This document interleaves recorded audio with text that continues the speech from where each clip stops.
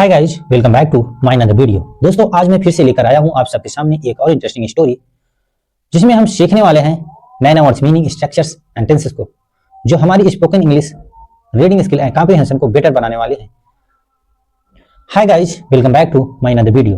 दोस्तों, आज मैं फिर से लेकर आया हूं आप सबके सामने एक और इंटरेस्टिंग स्टोरी, जिसमें हम सीखने वाले हैं नए नए words, meaning, structures and tenses को, जो आपकी spoken English reading skill and comprehension को बेटर बनाने में हेल्प करेंगे। So let's start right now.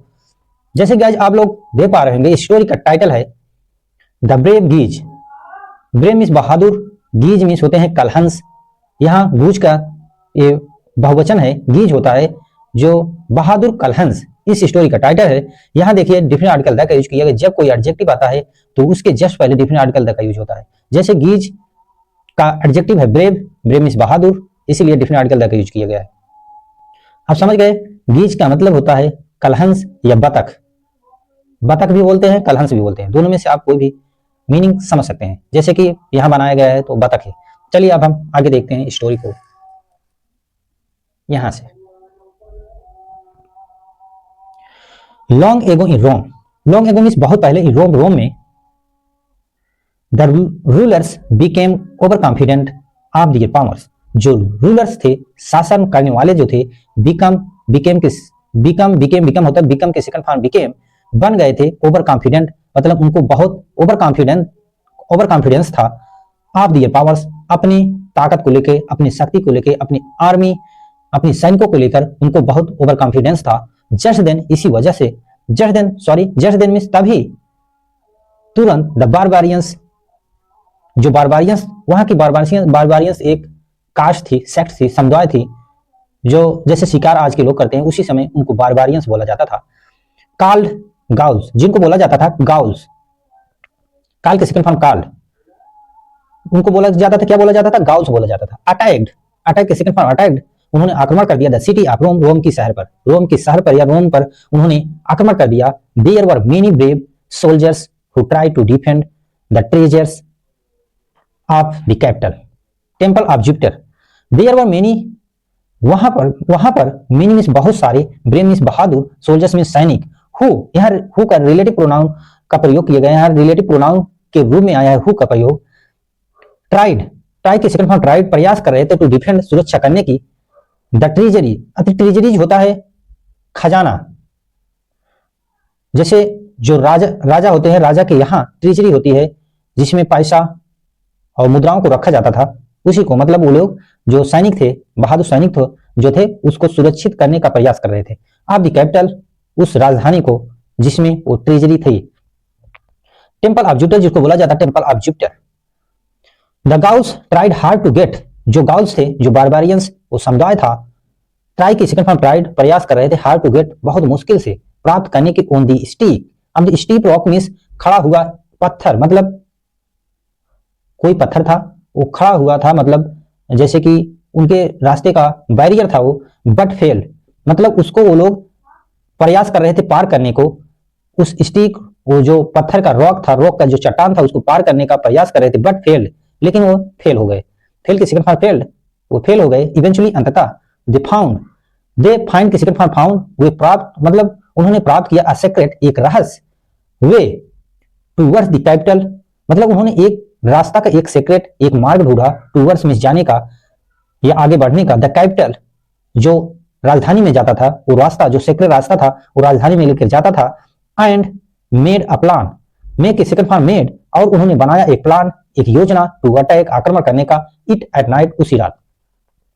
It at night means इसी रात, जिस रात उन्होंने उस पत्थर की, उस जो पत्थर का बैरियर था, स्टीप थी, उसको पार करने के बाद जब वो फेल हो गए, उन्होंने एक योजना बनाई, सीक्रेट योजना, जो रास्ता जाता था कैपिटल, राजधानी को, और उन्होंने एक उसी रात एक प्लान बनाया, एक योजना बनाई। आगे देखते हैं हम स्टोरी को।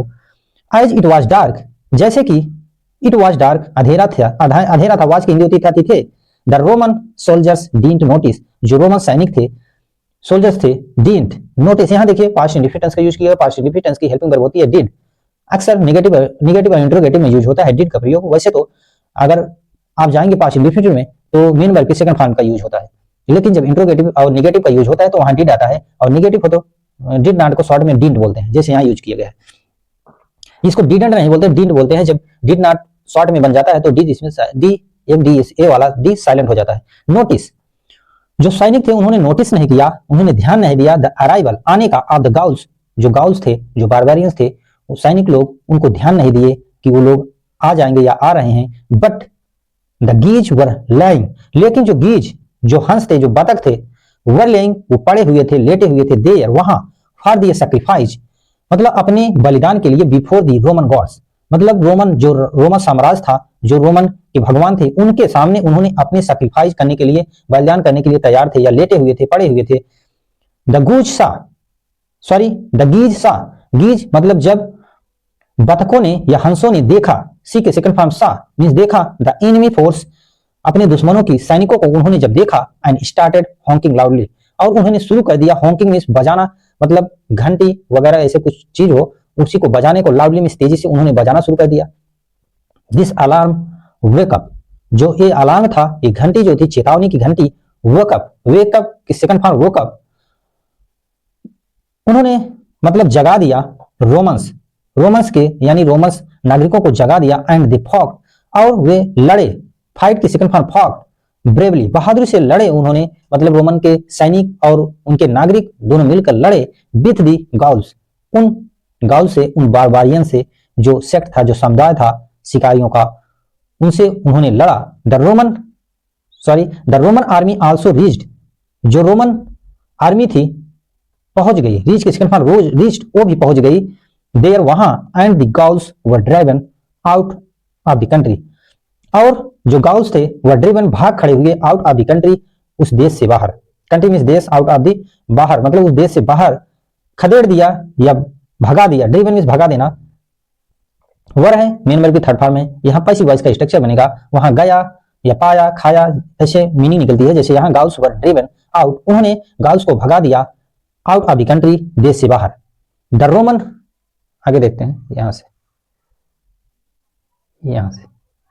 The Roman ruler was impressed, जो रोम के साम्राज्य को संभालने वाले जो रूलर थे, शासन करने वाले, वाज इम्प्रेस्ड, इम्प्रेस के सेकंड फॉर्म, सॉरी यहाँ थर्ड फॉर्म है, क्योंकि वाज के बाद अगर थर्ड फॉर्म आए तो वहां पैसिव वॉइस का स्ट्रक्चर बनता है। जैसे यहाँ जो रोमन के रूलर थे यानी शासन चलाने वाले, वाज इम्प्रेस्ड, वो बहुत प्रभावित हुए, यानी प्रभावित हुए, with the service of the geese, geese means उन बतखों के, उन कलहंसों के सर्विस से, सेवा से। फाइनली इट वाज डिसाइडेड, और अंततः यह डिसाइड किया गया, वाज डिसाइडेड, वाज यहाँ फिर अगेन मेन वर्ब की थर्ड फॉर्म का यूज किया गया, पैसिव वॉइस का स्ट्रक्चर बन रहा है। डिसाइड किया गया that the गीज would never be सैक्रिफाइड, कि जो गीज हैं, जो बतख हैं, वुड नेवर, कभी भी उनको सैक्रिफाइस, उनको बलिदान नहीं देना होगा। वुड देखिए विल की जगह वुड का यूज किया गया, क्योंकि जब पहला सेंटेंस पास्ट इंडिफिनिट में है या पास्ट परफेक्ट में हो या पास्ट में हो, तो दूसरा सेंटेंस जो बनेगा उससे बनेगा। गीज वुड नेवर बी सैक्रिफाइड, उनको कभी बलिदान नहीं दिया जाएगा। किसको नहीं दिया जाएगा? गीज, बतखों को या कलहंसों को, before the gods in future, मतलब भगवान के सामने, फ्यूचर में, भविष्य में उनको भगवान के लिए बलिदान नहीं दिया जाएगा। जैसे जादू टोना टोटका होता है, मुर्गों को जैसे कि बलिदान दिया जाता है, आप कहीं भी नहीं देखेंगे बतख और कलहंसों का भी बलिदान दिया जाए। ये बात, this is the obeyed even today, ये आज भी ये बात लागू होती है कि उनको बलिदान नहीं दिया जाता। सो ये थी छोटी सी एक इंटरेस्टिंग स्टोरी। आई होप आप लोग को पसंद आई होगी। ये पसंद आई तो प्लीज चैनल को सब्सक्राइब, लाइक, कमेंट, शेयर जरूर करिएगा। Thank you for watching this video.